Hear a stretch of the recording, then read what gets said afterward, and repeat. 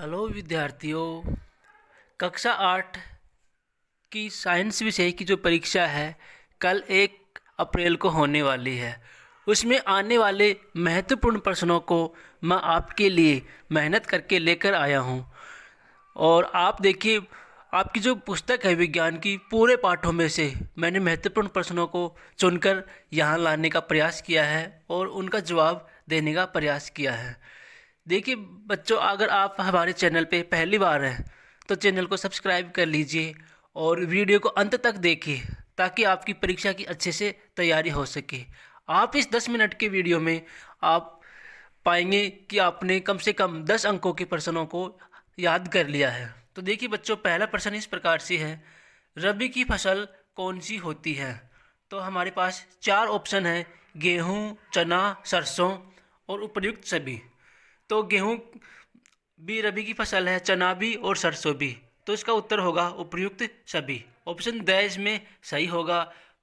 प्रश्न 2 देखिए बच्चों, इनमें से कौन सा वर्ग खरीफ फसलों का है? तो देखिए, धान, गेहूँ, कपास। तो इसमें धान और कपास खरीफ की हैं, ये भी नहीं है। मक्का, सोयाबीन, सरसों, ये भी नहीं है। धान, सरसों, कपास, ये भी नहीं है।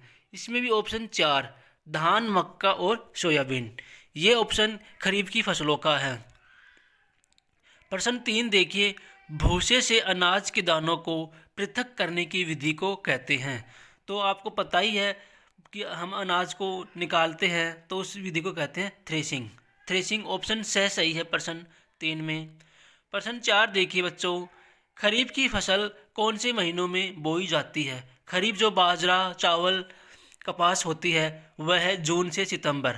ऑप्शन द आएगा, जून से सितंबर इस महीनों के बीच में बोई जाती है। प्रश्न 5 देखिए,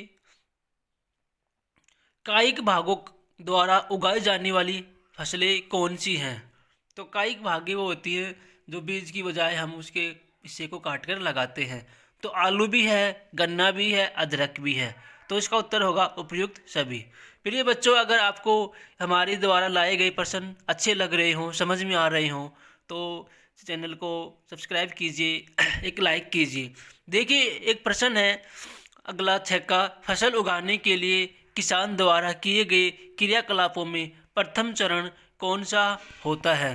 तो प्रथम चरण कौन सा होता है? सिंचाई, बुआई, कटाई या मिट्टी तैयार करना?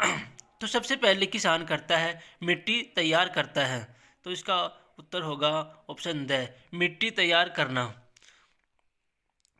प्रश्न 7 देखिए, मिट्टी तैयार करने से क्या अभिप्राय है? तो प्रिय बच्चों, इस प्रश्न का जवाब आपको ही देना है कमेंट करके। ये प्रश्न आपके लिए ही है, मिट्टी तैयार करने से क्या अभिप्राय है? तो आप कमेंट करके ज़रूर बताइए। प्रश्न 8 देखिए, हमारे शरीर में हानिकारक सूक्ष्म जीव कैसे प्रवेश करते हैं? तो ऑप्शन है श्वास द्वारा, पेयजल द्वारा, भोजन द्वारा और उपयुक्त सभी। तो तीनों प्रकार से हमारे शरीर में सूक्ष्म जीव प्रवेश कर जाते हैं। तो इसका उत्तर होगा उपयुक्त सभी। ऑप्शन द सही है इसमें। प्रश्न 9 देखिए, संचरणीय रोग कौन कौन से हैं? तो संचरणीय रोग इसमें भी उपयुक्त सभी आएगा, द आएगा। हैजा, सर्दी जुकाम, चिकन पॉक्स, ये सभी संचरणीय रोग हैं जो संक्रामक से फैलते हैं। प्रश्न 10 देखिए, रोगवाहक कौन कौन से हैं? तो कीट भी हैं, जंतु भी हैं। तो इसमें आएगा दोनों। प्रश्न 11 देखिए, प्राकृतिक गैस क्या है? तो प्राकृतिक गैस होती है जीवाश्म ईंधन। प्रश्न 12 देखिए, प्राकृतिक गैस को किस रूप में भंडारित किया जाता है? तो बच्चों, प्राकृतिक गैस को सीएनजी के रूप में भंडारित किया जाता है। सीएनजी का पूरा नाम भी परीक्षा में आ सकता है, तो इसका पूरा नाम होगा संपीड़ित प्राकृतिक गैस। प्रश्न 13 देखिए, पेट्रोलियम संरक्षण अनुसंधान समिति लोगों को क्या सलाह देती है? अर्थात पेट्रोल और डीजल की किस प्रकार से बचत की जाए? तो वो लोगों को सलाह देती है, यातायात लाइटों व जहां आपको प्रतीक्षा करनी हो वहां इंजन बंद कर दे, जिससे पेट्रोल बच सके। टायरों का दाब सही रखे, गाड़ी का नियमित रख रखाव करें। तो ये तीनों सलाह देती हैं। तो इसका उत्तर होगा उपर्युक्त सभी।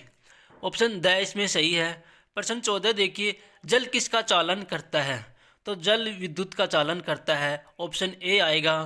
प्रश्न 15 देखिए, जल तेल से कैसा होता है? तो बच्चों आपने कभी देखा होगा कि जल में तेल की बूंदें डाल देते हैं तो तेल ऊपर आ जाता है, तो तेल हल्का हुआ और जल भारी, तो इसका उत्तर होगा भारी, ऑप्शन बी सही है। जल जो होता है तेल से भारी होता है। प्रश्न 16 देखिए, जैव विविधता व संस्कृति को कौन बनाए रखता है? तो जैव मंडल भी बनाए रखता है, आरक्षित क्षेत्र भी, तो इसका उत्तर होगा ऑप्शन स, क व ख दोनों। प्रश्न 17, निम्न में से राष्ट्रीय उद्यान में किसका संरक्षण होता है? तो राष्ट्रीय उद्यान में वनस्पतियों का भी संरक्षण होता है, प्राणियों का भी, और ऐतिहासिक जो वस्तुएं होती हैं उनकी भी रक्षा होती है। इसका उत्तर होगा ऑप्शन द, उपयुक्त सभी। प्रश्न 18 देखिए, भ्रूण की वह अवस्था जिनमें सभी शारीरिक भागों की पहचान हो सके वह कहलाती है। तो वह अवस्था कहलाती है, इसमें ऑप्शन 4 है देखिए, इसे कहते हैं गर्भ अवस्था, ऑप्शन ब सही है। प्रश्न 19 देखिए, जो जंतु सीधे ही शिशु को जन्म देते हैं उन्हें क्या कहते हैं? जो जंतु सीधे ही शिशु को जन्म देते हैं उन्हें क्या कहते हैं? तो देखिए बच्चों,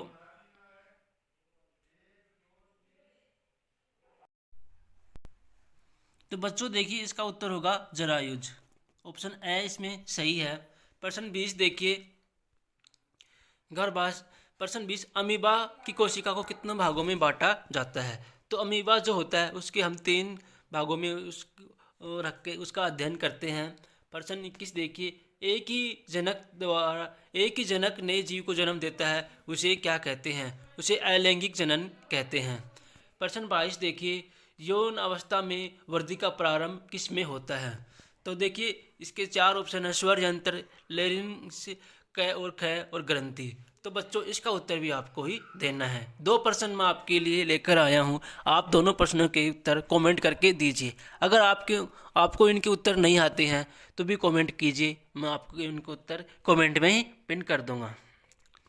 प्रश्न 23 देखिए, गुणसूत्र किसके केंद्रक में उपस्थित होते हैं? तो गुणसूत्र जो होते हैं कोशिका के केंद्रक में उपस्थित होते हैं। प्रश्न 24 देखिए, शिशुओं को किसके दूध में संतुलित भोजन मिलता है? शिशु जो होते हैं उनको अपनी माँ के दूध में ही संतुलित भोजन मिलता है, ऑप्शन स सही है। प्रश्न 25 देखिए, बल की प्रबलता को किस में मापा जाता है? तो बल की जो प्रबलता है उसको मापा जाता है, ऑप्शन 4 है इसमें। इस बल की प्रबलता मापने के लिए मापक में मापा जाता है, जिसका मात्रक होता है न्यूटन होता है बल की प्रबलता मापने के लिए। आगे देखिए, 2 सतहों के बीच संपर्क के कारण कौन सा बल उत्पन्न होता है? तो 2 सतहों में हम संपर्क करेंगे तो वहाँ पे घर्षण बल उत्पन्न होगा, ऑप्शन सी है। प्रश्न 27 देखिए, बॉल बेयरिंग का उपयोग किन चीज़ों में किया जाता है? तो छत के पंखों में भी किया जाता है, साइकिलों में भी किया जाता है, नाभि में भी किया जाता है, उपयुक्त सभी आएगा इसका उत्तर। प्रश्न 28 देखिए, वायु कैसी होती है? तो वायु के दोनों ही प्रारूप होते हैं, विरल भी होती है और हल्की भी होती है, ऑप्शन से इसमें सही है। प्रश्न 29 देखिए, वायु को बलपूर्वक झिल्ली से बाहर निकालने पर क्या होता है? तो वायु को बलपूर्वक हम झिल्ली से बाहर निकालेंगे तो इसमें दोनों ही ऑप्शन आएंगे, वह तंतु भी कंपित होते हैं और ध्वनि भी उत्पन्न करते हैं। प्रश्न 30 देखिए, एलईडी के साथ जो तारें जुड़ी होती हैं उन्हें हम क्या कहते हैं? तो बच्चों इसका उत्तर होगा ऑप्शन ब, लीड्स होती हैं। प्रश्न 31 देखिए, धातुएं विद्युत की खालिस्तान होती हैं। तो धातुएं विद्युत की जो होती हैं, प्रश्न 31 देखिए, धातुएं विद्युत की होती हैं सुचालक, ऑप्शन ब इसमें सही है।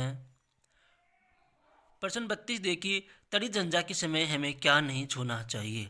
तो हमें टेलीफोन के तारों को भी नहीं छूना चाहिए, विद्युत के तारों को भी, धातु के पाइप को भी नहीं छूना चाहिए, और हमें किसी एक गुप्त स्थान पर बैठ जाना चाहिए, ऑप्शन द इसमें सही होगा। प्रश्न 33 देखिए, सभी समांतर किरण किसी समतल पृष्ठ से परावर्तित होने के पश्चात कैसी होती हैं? तो वे समानांतर नहीं होती, ऑप्शन ब इसमें सही है। पश्चात कैसी होती है? तो उत्तर होगा समांतर नहीं होती, ऑप्शन ब आएगा इसमें। प्रश्न 34 देखिए, जो पिंड दूसरी वस्तु के प्रकाश से चमकते हैं उन्हें क्या कहते हैं? 4 ऑप्शन हैं, गोलीय पिंड, दीप्त पिंड, प्रदीप्त पिंड और उल्का पिंड। इसका सही उत्तर होगा प्रदीप्त पिंड, ऑप्शन से सही है। अंतिम प्रश्न देखिए 35, आपतित किरण आपतन बिंदु पर अविलंब तथा परावर्तित किरण ये सभी किस तल में होती हैं? तो ये सभी एक ही तल में होती हैं, समतल तल में होती हैं, ऑप्शन ए इसमें सही है। प्रिय बच्चों, ये 35% आपके लिए मैं लेकर आया था, बहुत मेहनत लगी थी। तो अगर आपने अभी तक चैनल को सब्सक्राइब नहीं किया तो चैनल को सब्सक्राइब कीजिए और एक प्यारा सा कमेंट कीजिए। थैंक यू, जय हिंद।